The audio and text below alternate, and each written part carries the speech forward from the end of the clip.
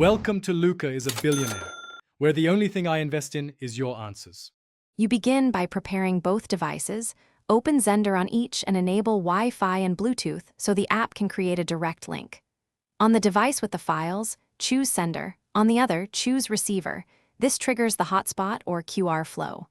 Once done, make sure you accept any location or storage permission prompts on both devices so Xender can read and write files.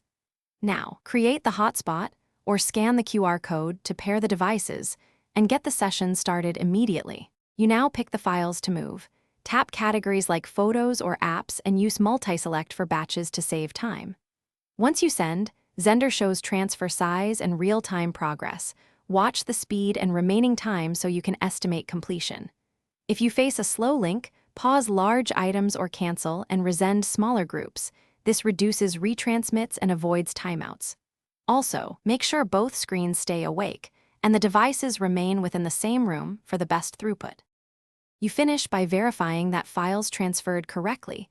Open a photo, a video, and an app on the target device to confirm integrity. If something failed, reconnect the hotspot or rescan the QR code and resend only the missing items. This avoids repeating everything.